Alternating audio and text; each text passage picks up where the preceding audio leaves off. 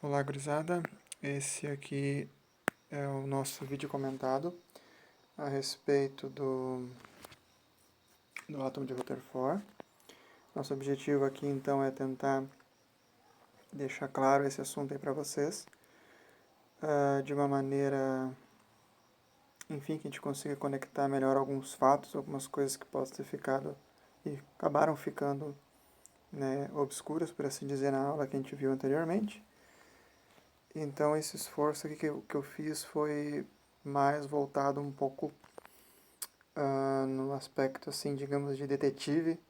Vocês vão entender melhor porque depois, para a gente tentar entender como é que funciona isso daí. Vocês sabem que a minha perspectiva de ensino não é só de decora ou de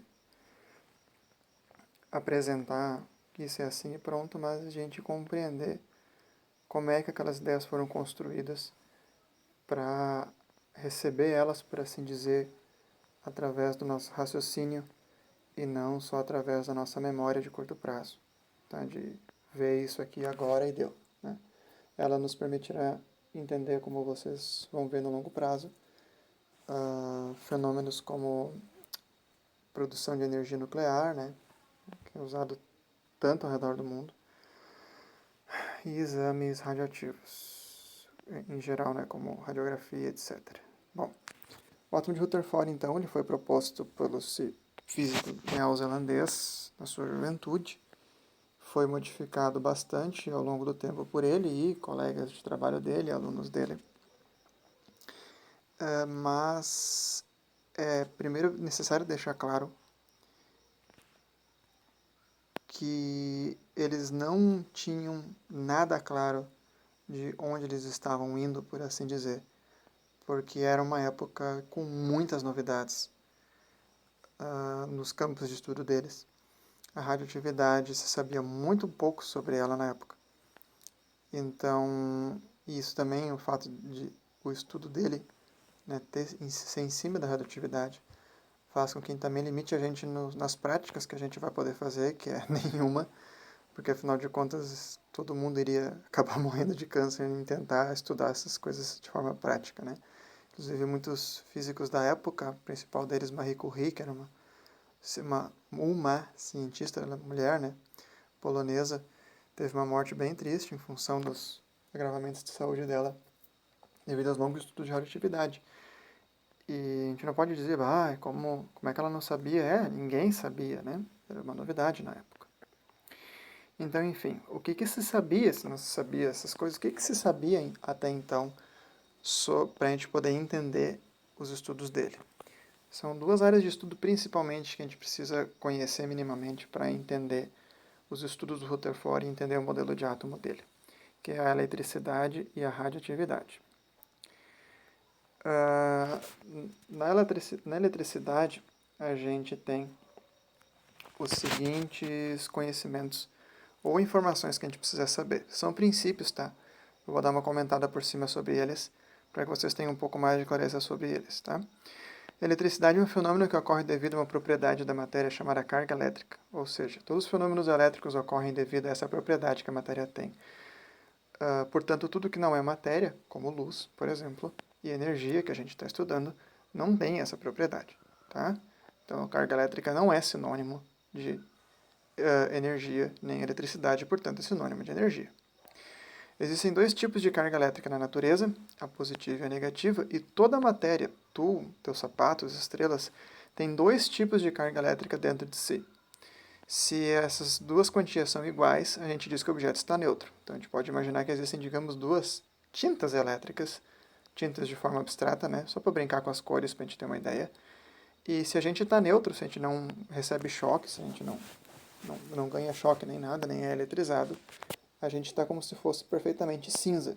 Agora, se a gente está um cinza mais claro ou um cinza mais escuro, a gente vai estar eletrizado, por assim dizer. Tá? E se um corpo está eletrizado, se um objeto está eletrizado, ele tende a sofrer diversos efeitos que a gente vai estudar com mais profundidade e detalhe no terceiro ano. Mas os principais aqui é que corpos eletrizados vão se atrair entre si, se a carga deles for diferente. Então, se um tiver positivo e outro negativo, ocorrerá atração. Ou eles vão se repelir, eles vão se afastar, né, espontaneamente, se a carga for a mesma. Então, positivo com positivo se afastam, negativo com negativo também se afastam. E por fim, como a gente viu em Thomson, a natureza elétrica da matéria existe devido aos elétrons. Então, um corpo ele vai estar com carga negativa se possuem elétrons em excesso, e positivo se possuem elétrons em carência. Tá? Ou neutro se a carga elétrica positiva da polpa, né, do átomo, conforme o modelo de Thomson, é igual à soma dos elétrons que há nele.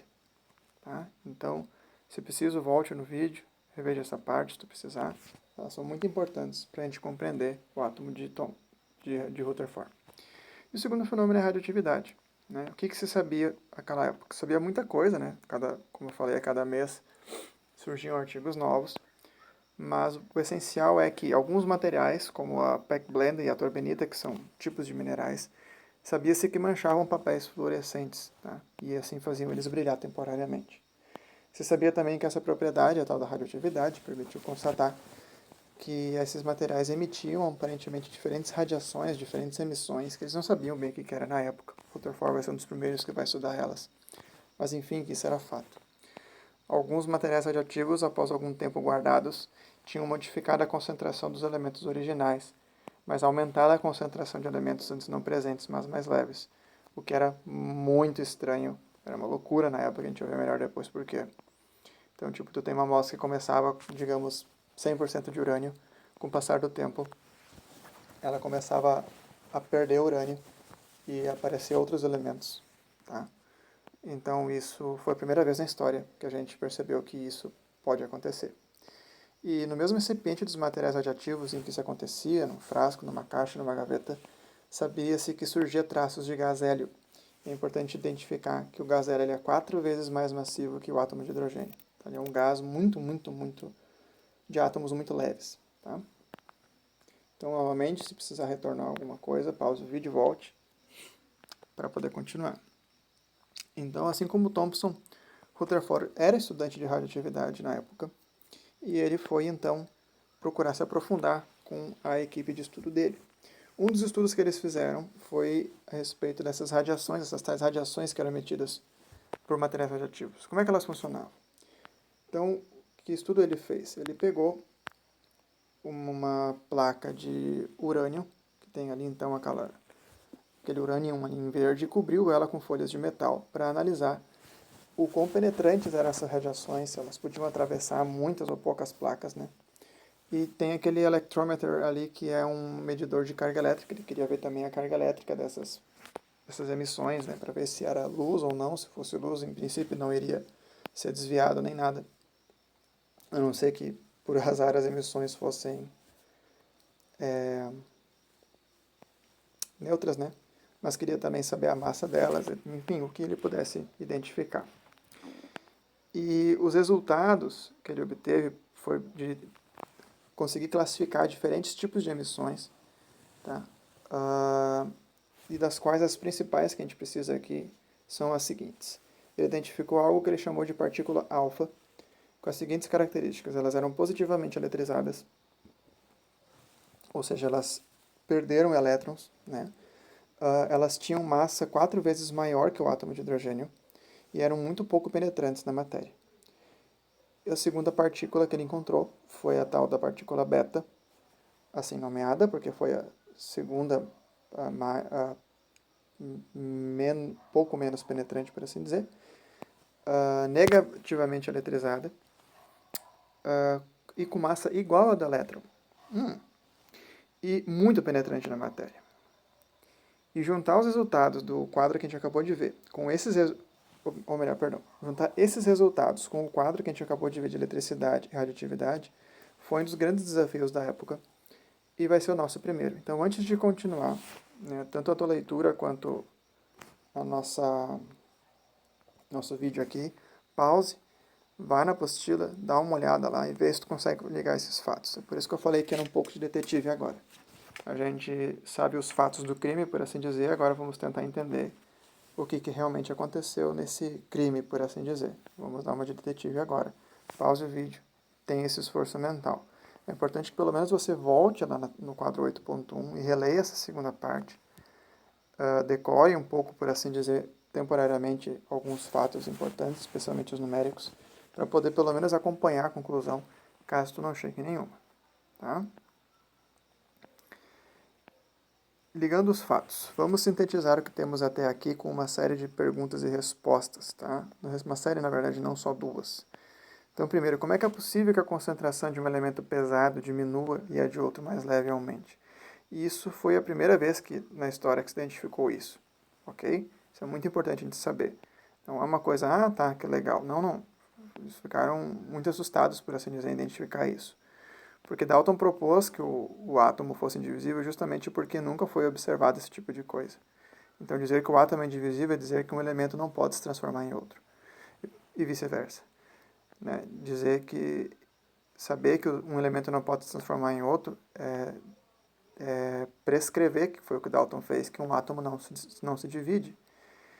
Então, se isso está acontecendo, a conclusão que se chega é que o átomo é divisível de uma maneira muito mais profunda, inclusive aquela que o Thomson propôs, porque perder elétrons não faz um elemento se transformar em outro. Aparentemente, não é isso que está acontecendo. Segundo, por que gás hélio aos poucos se forma no recipiente em que há materiais radioativos? O que talvez dá para entender é que essa perda de partículas alfa está fazendo com que a massa dos átomos diminua. Só que, de alguma maneira, eles estarem perdendo massa está fazendo com que os átomos estejam se transformando em outros tipos.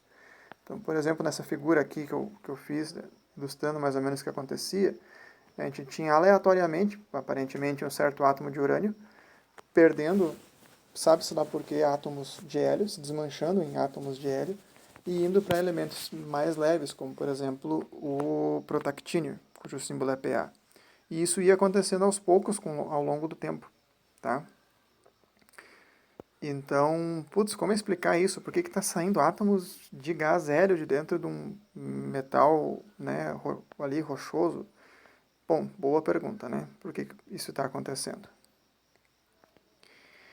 Então, de alguma maneira, as partículas alfa, que são átomos de hélio então positivamente eletrizados, estão saindo do núcleo e, por algum motivo, esses elétrons, que são as partículas beta, como os dados dela, né, sugeriam bastante, né? Pô, tanto partícula beta quanto elétron negativa, suas massas são iguais, então tudo levava a crer que partículas beta são de fato os elétrons, né?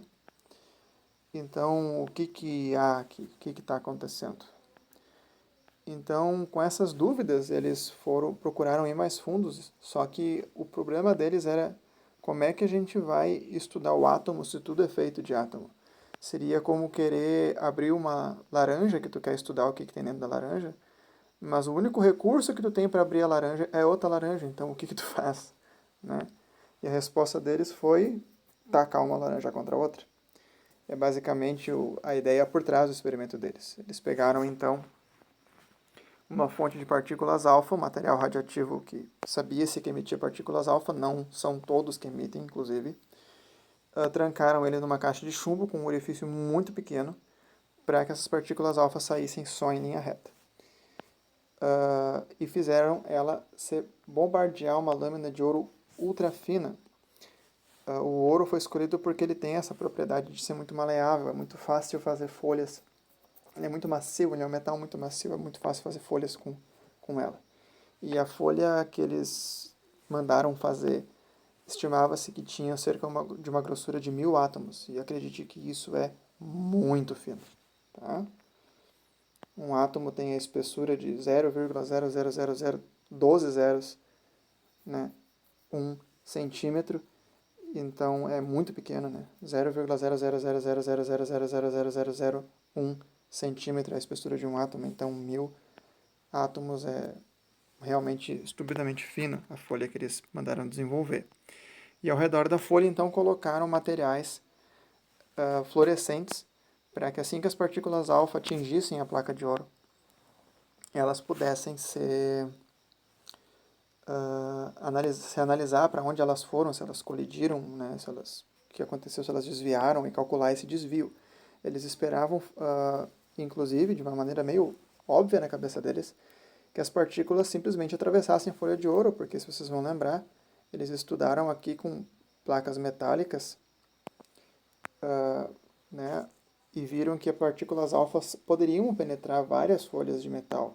Então, uma folha finíssima de ouro seria barbada da partícula alfa penetrar.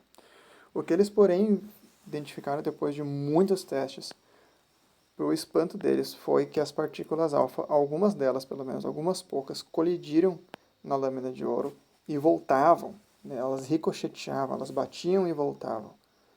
Então, como assim? Como assim elas ricocheteavam?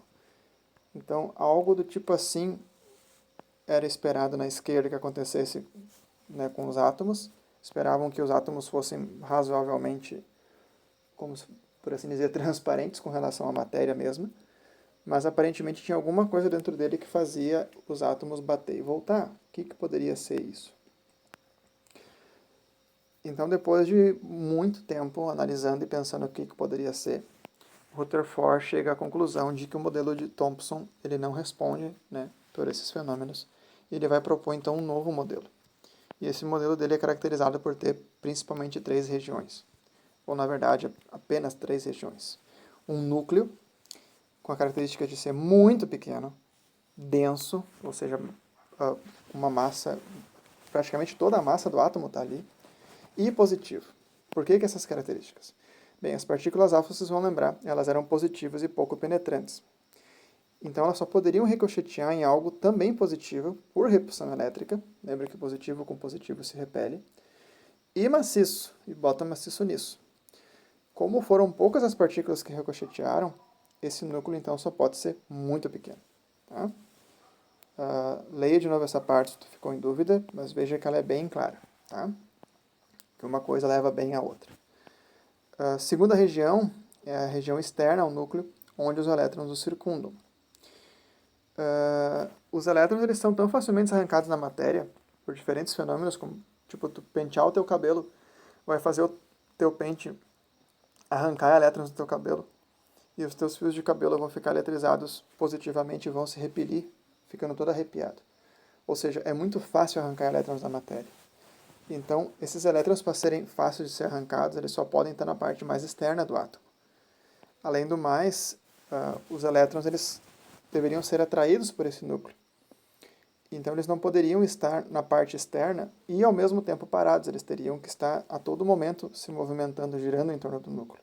Semelhante ao que os planetas fazem em torno do Sol. Né? A uma alta velocidade, eles circundam o Sol.